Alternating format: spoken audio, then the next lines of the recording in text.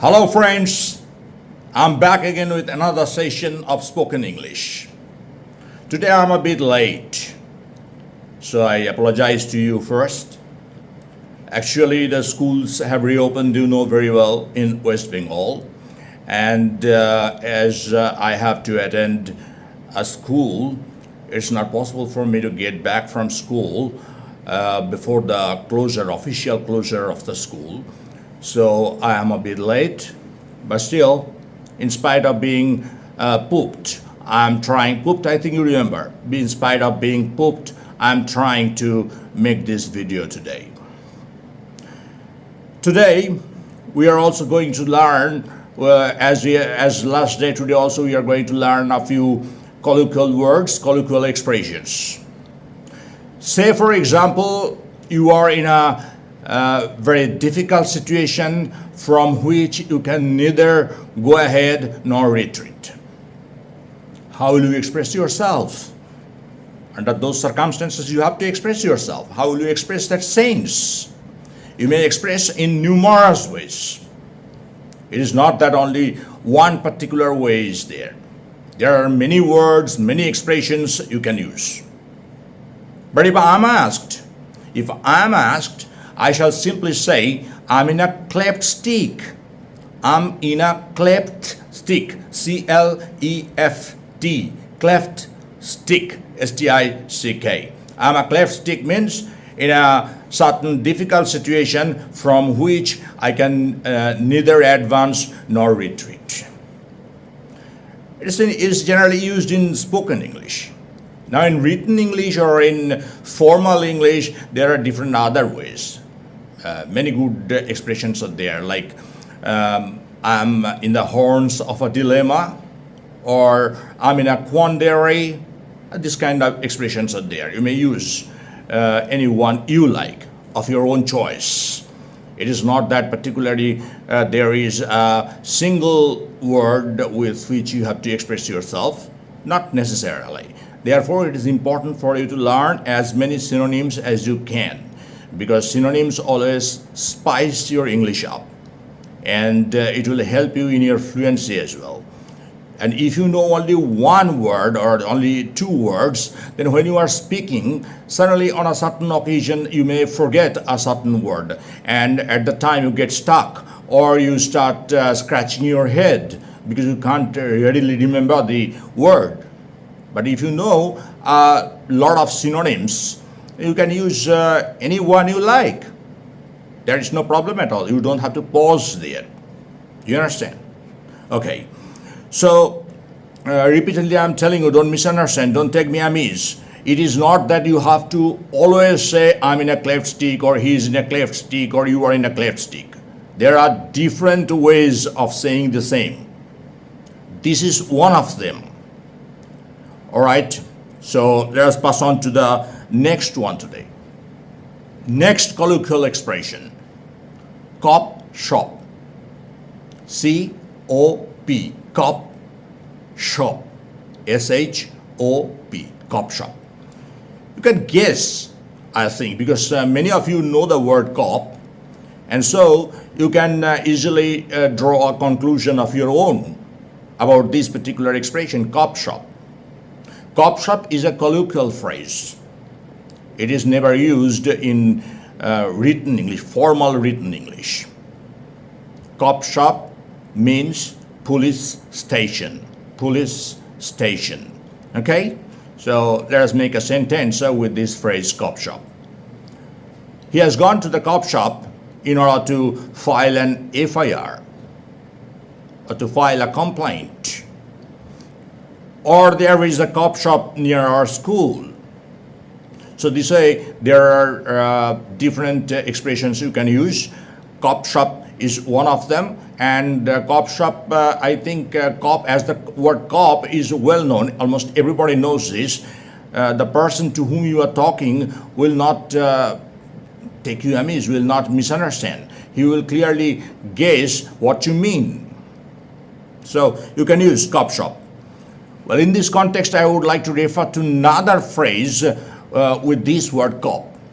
That is also used in spoken English. And that is top cop. Top cop, T-O-P, top cop, C-O-P cop, top cop. Top cop means the head of the police department, the head of the police department. In different countries, this designation has different names.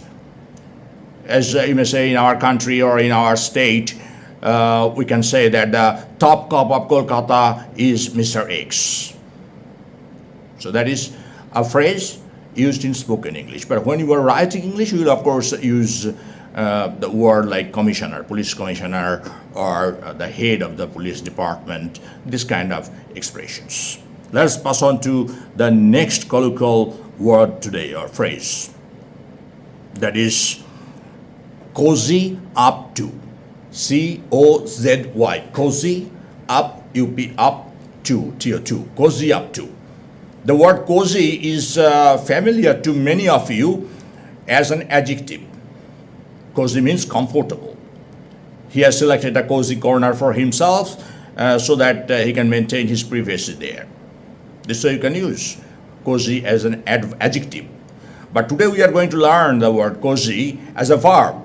Cozy up to is a phrase which means to say you are cozying up to somebody in order to gain some undue advantage.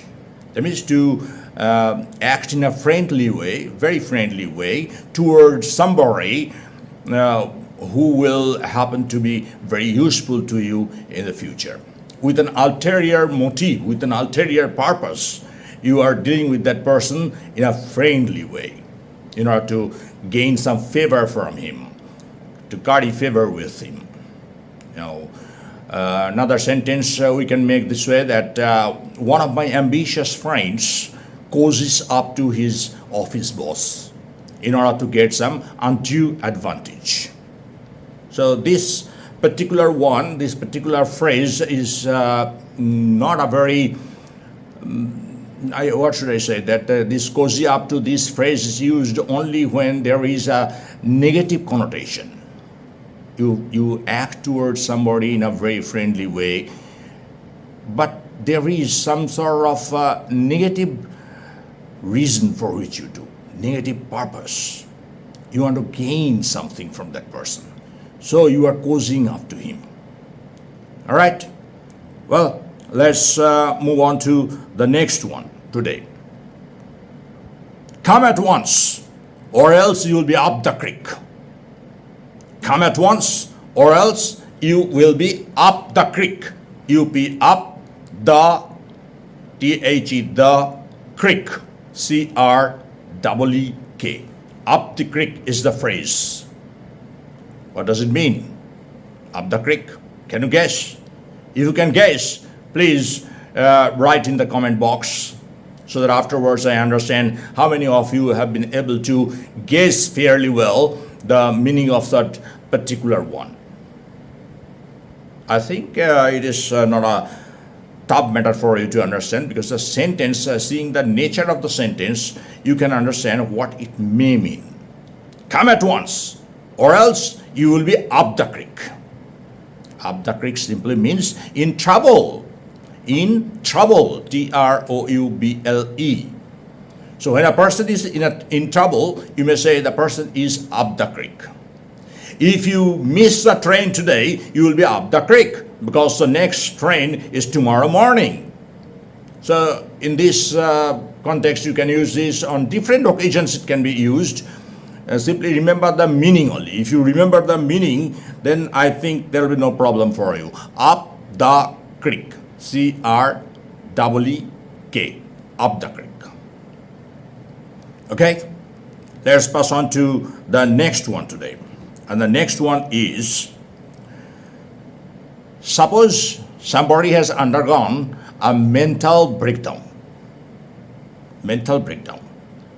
And you are asked to express that scenario.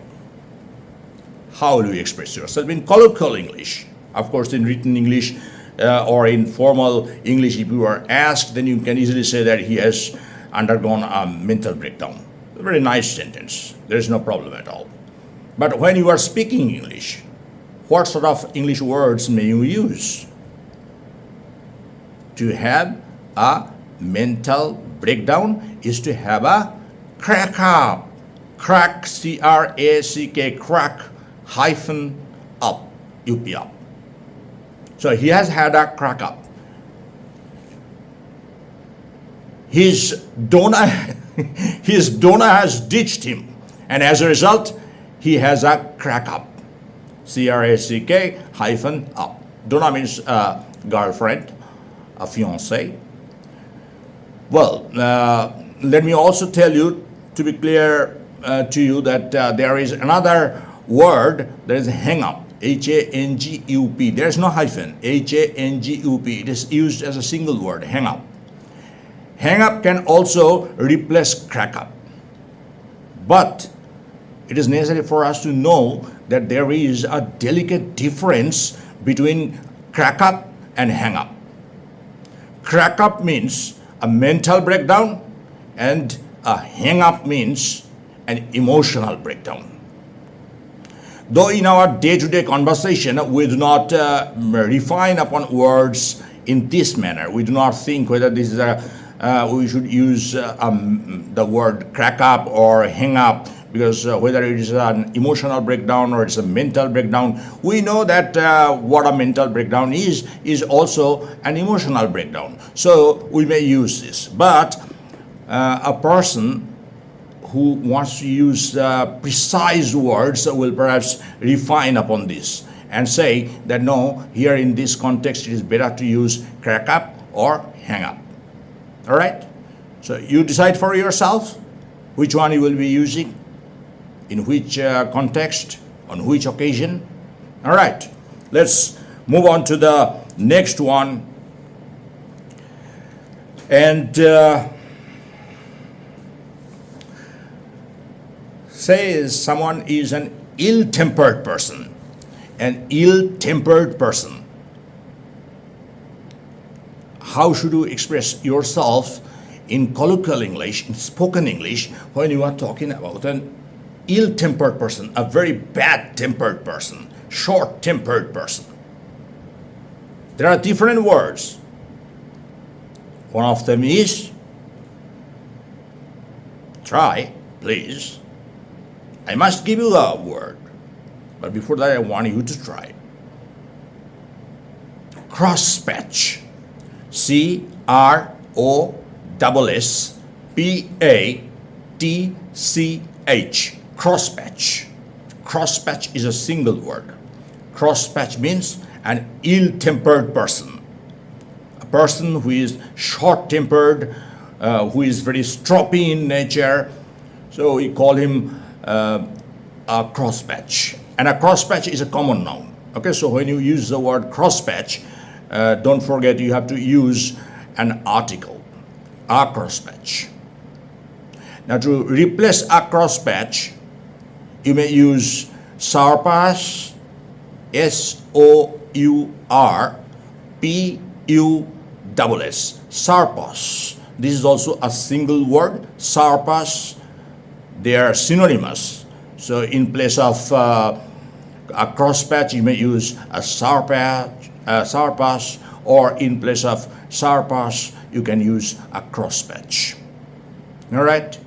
But now say you are talking about an ill-tempered old man.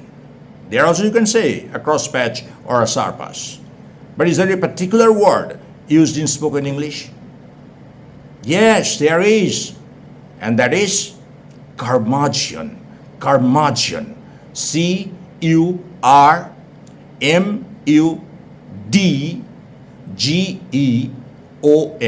Curmudgeon. Curmudgeon means an ill-tempered person, or a short-tempered person. But generally, in case of an old man, curmudgeon is used. If a young man is very ill-tempered, we do not generally use curmudgeon. We use a crosspatch, a crotchety guy, a stroppy guy, or a sourpuss. But when we refer to an old man, I think it is better to use a precise word, that is curmudgeon.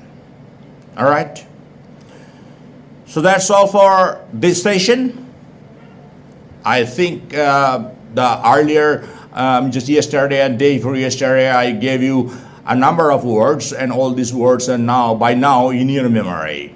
It's my expectation, at least. I don't know whether you have got time enough to commit to memory all those words and phrases or not. But if you do not, then you will see afterwards it will be difficult for you to memorize all these words at a time. So a little dose every day will help you to go faster. Okay? So, what else? Now the same again? Please write a comment. I think that two of the viewers passed their comments on yesterday's video. Not more than two. When I saw this, I was very, very disappointed. I expect many more of you to pass comments. Please write your comments. If you do not pass comments, I cannot understand whether I am helping you in the right way or wrong. If you see there's something more I add to it, you must, of course, advise me. You are my friends. So I may expect this much from my friends. And please share the videos. You are not sharing. I don't know the reason what you are so reluctant for. Please share the videos with all of your friends who want to learn English, and like, at least.